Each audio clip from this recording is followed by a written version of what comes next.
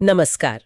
आज हम भारत से जुड़ी कुछ अहम खबरों और सोनम रघुवंशी केस के जो ताज़ा अपडेट्स हैं उन पर थोड़ी गहराई से बात करेंगे। कोशिश रहेगी कि 18 जून 2025 तक जो भी ज़रूरी जानकारी हमारे स्रोतों में है वो आप तक पहुंचाएं। तो चलिए शुरू करते हैं। सबसे पहले राष्ट्रीय खबरें। ऑपरेशन सिंधु।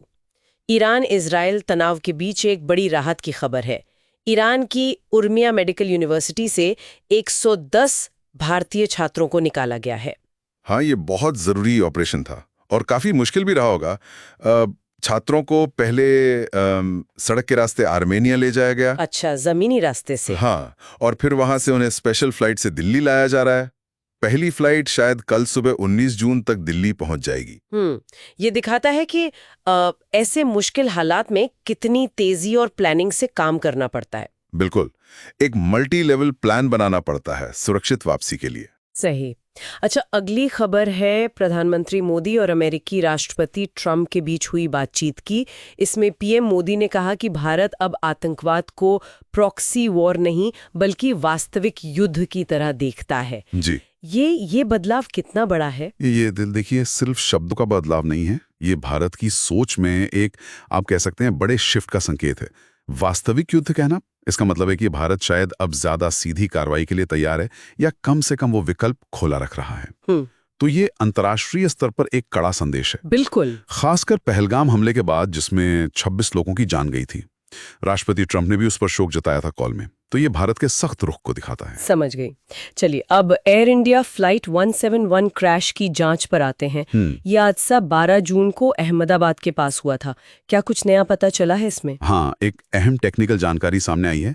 ऐसा लग रहा है कि क्रैश से ठीक पहले विमान का इमरजेंसी पावर सिस्टम, जिसे RAT कहते हैं। RAT मतलब रैम एयर टर्बाइन। हाँ, वही, वो एक्टिवेट हो गया था।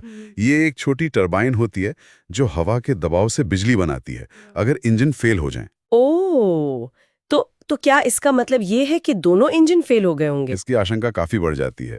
RAT तभी काम करता है जब पावर के मुख्य स्रोत बंद हो जाएं। हालांकि पक्की बात तो ब्लैक बॉक्स मिलने के बाद ही पता चलेगी। और ब्लैक बॉक्स मिल गए हैं? हाँ, वो रिकवर हो गए हैं और उनकी जांच चल रही है। उम्मीद है जल्दी वजह साफ होगी। ठीक है। चलिए, अब उस केस पर आते हैं जिस पर आजकल सबकी नजरें हैं। सोनम रघुवंशी मामला।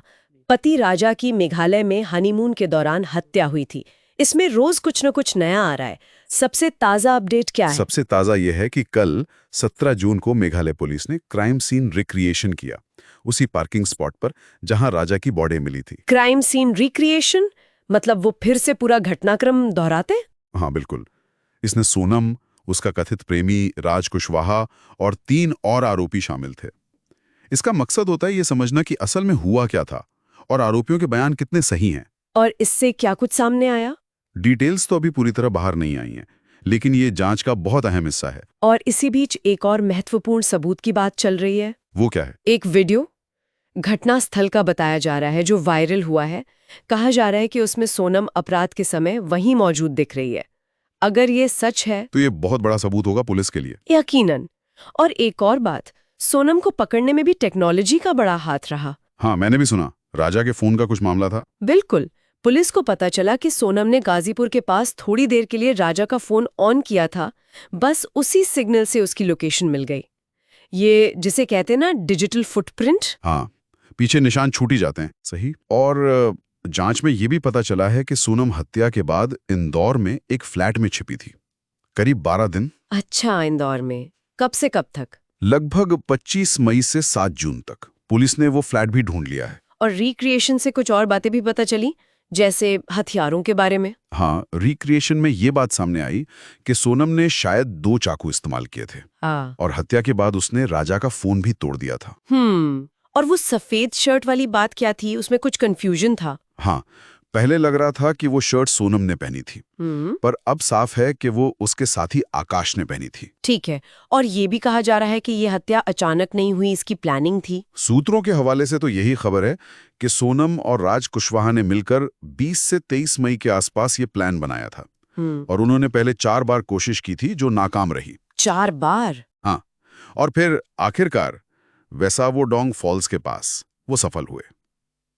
तो ये सब चीजें, वीडियो, फोन लोकेशन, छिपने की जगह, रिक्रिएशन की फाइंडिंग्स, ये सब मिलकर पुलिस का केस मजबूत कर रही हैं।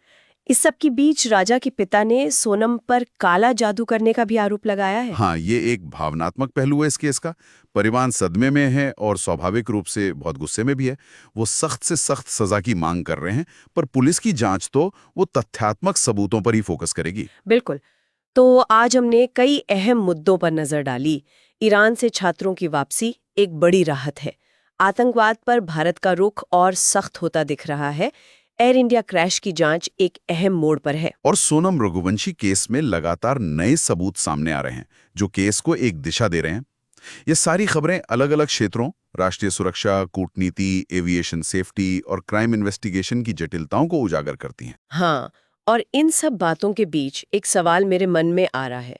जिस तरह से आजकल हाई प्रोफाइल आपराधिक मामलों में डिजिटल सबूतों पर निर्भरता बढ़ रही है, जैसे फोन डेटा, वायरल वीडियो वगैरह, इसका जांच पर, अदालती कार्यवाही पर और यहाँ तक कि आम लोगों की सोच पर क्या और कैसा असर पड़ रहा है, ये सोचने